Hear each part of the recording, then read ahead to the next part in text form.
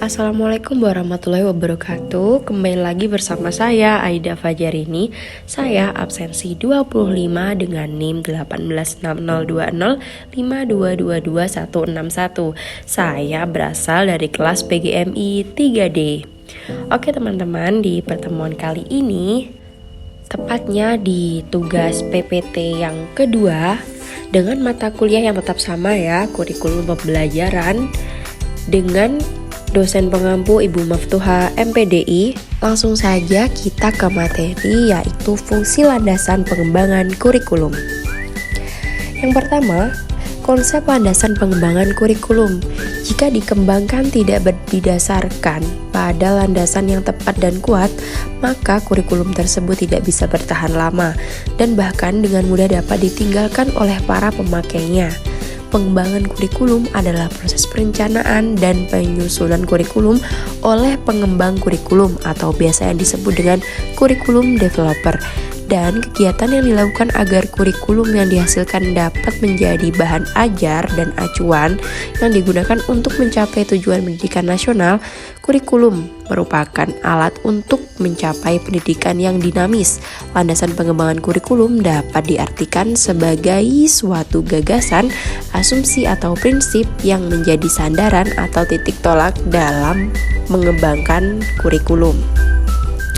Selanjutnya kita akan membahas fungsi landasan pengembangan kurikulum. Landasan pengembangan kurikulum adalah dasar atau pegangan yang digunakan dalam merencanakan dan mengembangkan kurikulum agar terarah dengan baik dan dapat mencapai tujuan pendidikan nasional.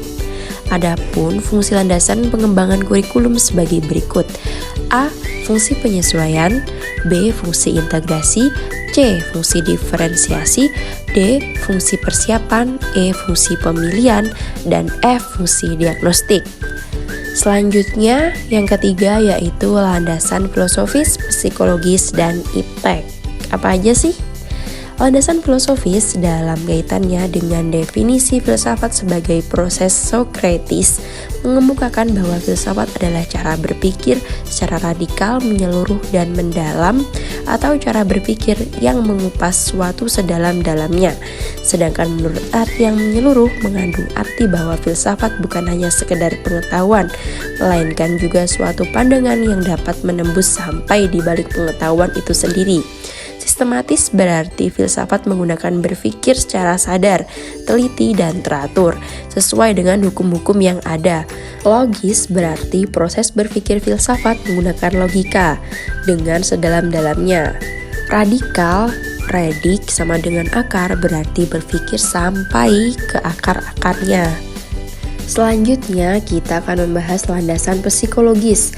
Pengembangan kurikulum dipengaruhi oleh kondisi psikologis individu yang terlibat di dalamnya. Karena apa yang ingin disampaikan menurut peserta didik untuk melakukan perbuatan belajar atau sering disebut dengan proses belajar. Untuk itu, paling tidak dalam pengembangan kurikulum diperlukan dua landasan psikologi, yaitu psikologi perkembangan dan psikologi belajar.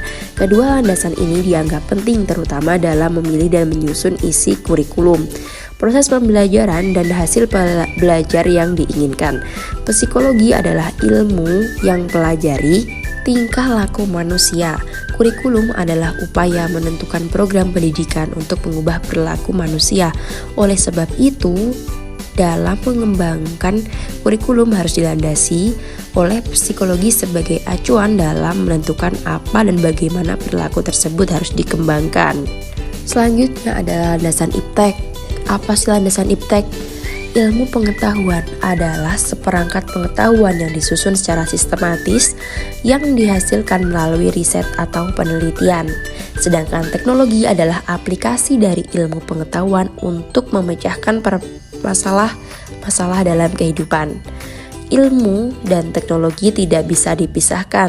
Perkembangan ilmu pengetahuan dan teknologi secara langsung berimplikasi terhadap pengembangan kurikulum yang di dalamnya mencakup pengembangan isi atau materi pendidikan, penggunaan strategi dan media pembelajaran, serta penggunaan sistem evaluasi. Secara tidak langsung menuntut dunia pendidikan untuk dapat membekali peserta didik agar memiliki kemampuan memecahkan masalah yang dihadapi sebagai pengaruh perkembangan ilmu pengetahuan dan teknologi. Selain itu, perkembangan ilmu pengetahuan dan teknologi juga dimanfaatkan untuk memecahkan masalah dalam pendidikan. Terima kasih teman-teman semuanya telah mau menonton video PPT saya. Apabila ada kurangnya mohon maaf. Wassalamualaikum warahmatullahi wabarakatuh. Sampai jumpa lagi. Dadah.